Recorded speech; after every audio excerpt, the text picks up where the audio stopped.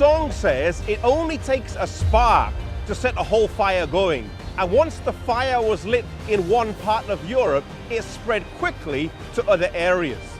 John Wycliffe had made a massive impact, not just in England, but further afield in Europe, in particular here in Prague, and the region that was known then as Bohemia.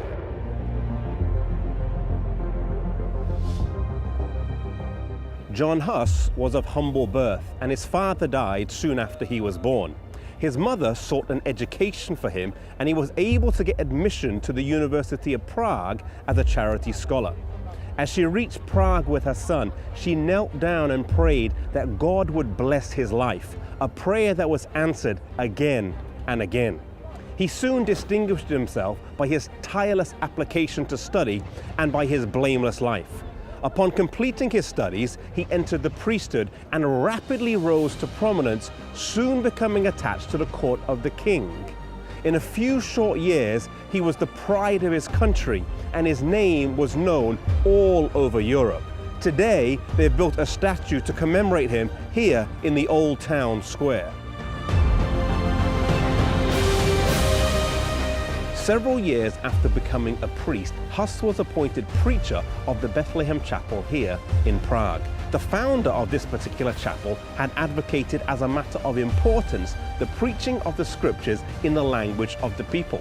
At that time, there was a large degree of ignorance concerning the Bible, and Huss also believed that it was vitally important to preach the scriptures in the language of the people.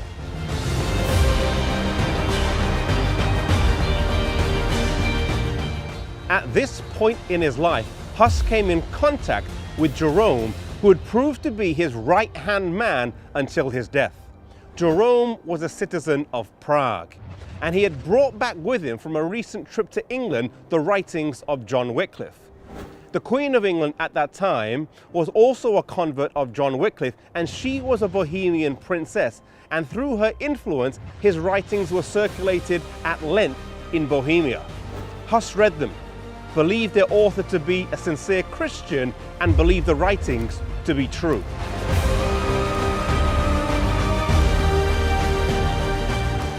Huss's impact was growing, not just here in his homeland, but also in neighboring Germany.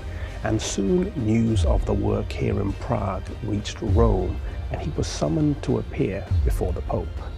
To go would be fatal. The King and Queen of Bohemia, the nobility and the government all asked for a local trial, but this was not granted. The trial of Huss went ahead in his absence, during which the city of Prague was put under interdict.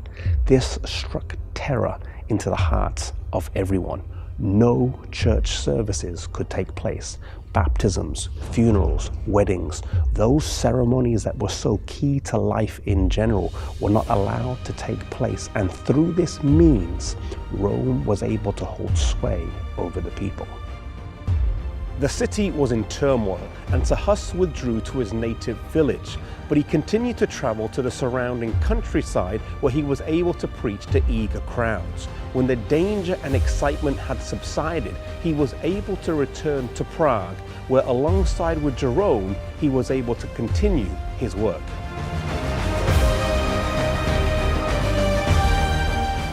During this time in Europe, there was not one or two, but three rival popes, all claiming to be the vicar of Christ. This abuse of power in the church was something that many men strongly condemned, Huss being one of the loudest voices.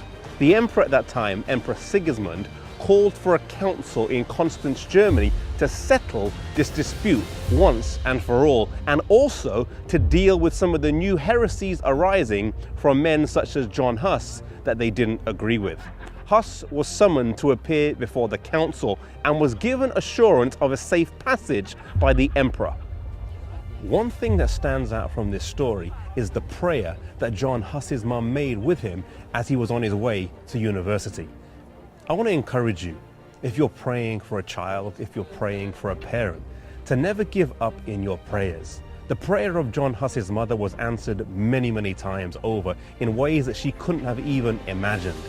Maybe you're praying for your children, maybe they're on their way to school, maybe you're praying for a loved one. Keep them in prayer and never think that our prayers will go unanswered. God does hear and God does answer our prayers.